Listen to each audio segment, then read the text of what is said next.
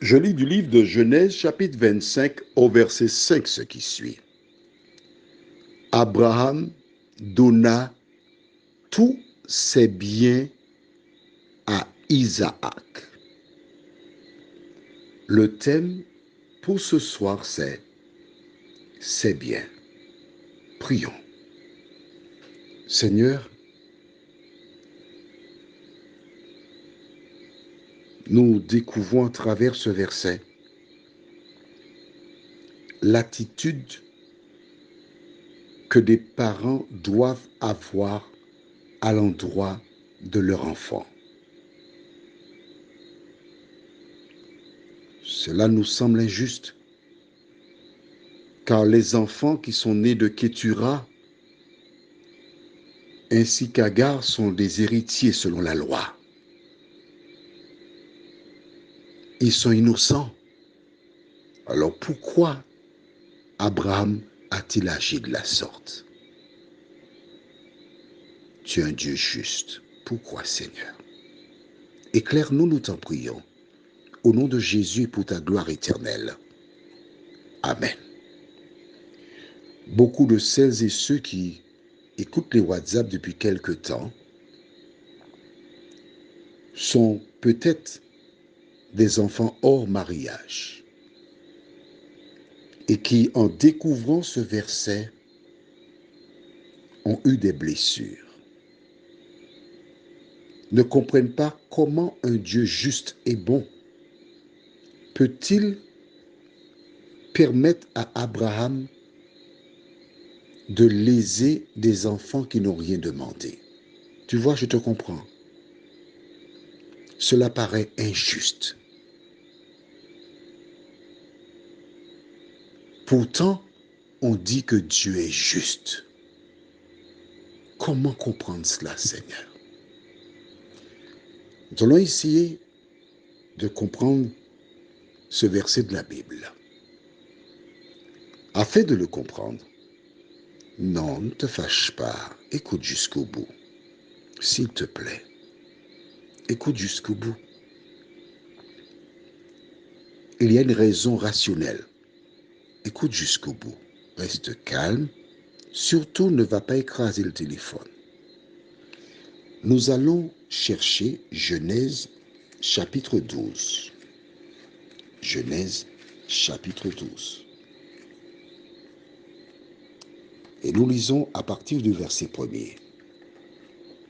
L'Éternel dit à Abraham, va-t'en de ton pays, de ta patrie et de la maison de ton père dans le pays que je te montrerai. Je ferai de toi une grande nation et je te bénirai. Je rendrai ton nom grand et tu seras une source de bénédiction.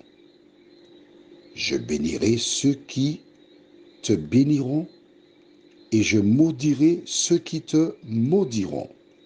Et toutes les familles de la terre seront bénies en toi.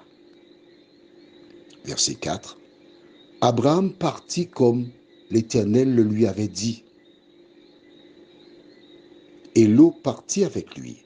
Abraham était âgé de 75 ans lorsqu'il sortit de Charan. Abraham prit Saraï sa femme, et Lot, fils de son frère, avec tous les biens qu'il possédait et les serviteurs qu'il avait acquis à Charan.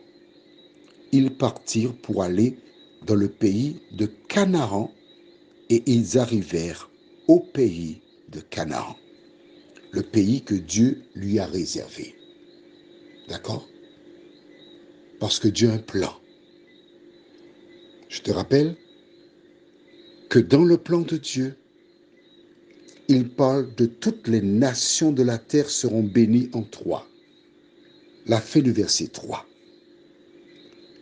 Comment toutes les nations seront bénies en toi?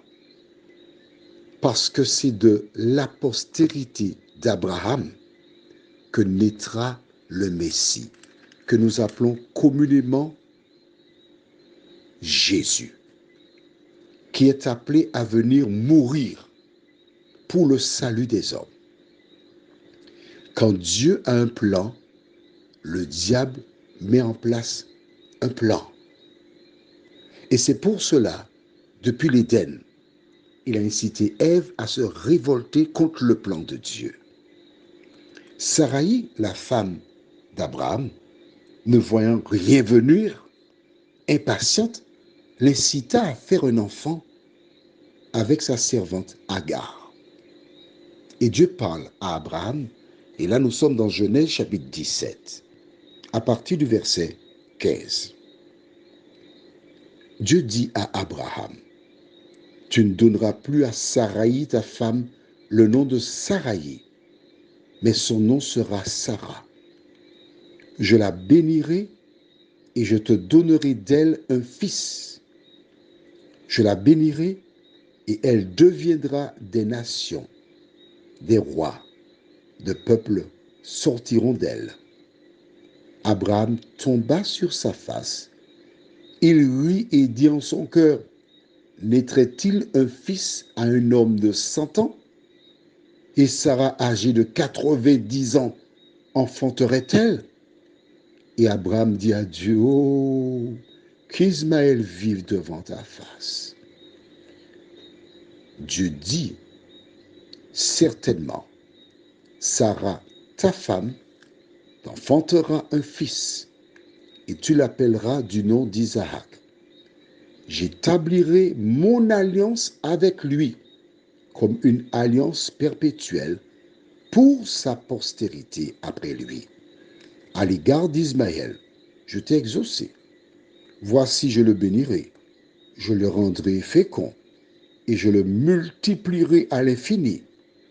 Il engendrera 12 princes, et je ferai de lui une grande nation. J'établirai mon alliance avec Isaac, que Sarah t'enfantera à cette époque-ci de l'année prochaine. Isaac est celui avec lequel Dieu a fait une alliance. Quand il demanda à Abraham de partir pour aller dans ce pays, c'était pour la descendance d'Abraham, à savoir l'enfant qu'il ferait avec Sarah. Mais le diable a incité Sarah à le pousser à avoir un enfant dehors, Ismaël. Ensuite, avoir d'autres enfants. Ces enfants ne sont pas dans le plan de Dieu parce qu'il a établi l'alliance avec Isaac. La totalité de la terre, c'est avec Isaac. Tous les biens qu'Abraham a sont la propriété de Dieu qu'il a donné à Abraham pour Isaac. Je comprends que ce soit difficile pour toi qui est un enfant né hors mariage. Mais Dieu ne peut pas faire autrement. Je t'explique pourquoi. Parce qu'il dit aux hommes de ne pas faire des enfants hors mariage. C'est pour protéger les enfants, justement. C'est pour que les parents soient en mesure de s'en occuper. Mais l'ennemi a provoqué le schisme. Mais note que bien qu'il ait eu Ismaël, Dieu a dit à Isaac, « Je bénirai Ismaël. » Il n'est pas dans l'alliance, mais je le bénirai.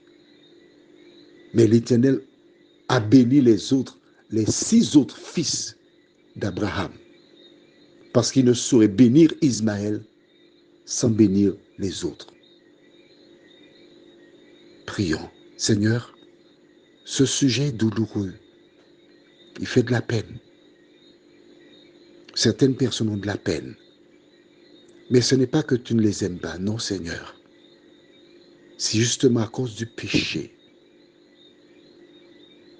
qu'elles n'ont pas eu un père à la maison. à cause du péché,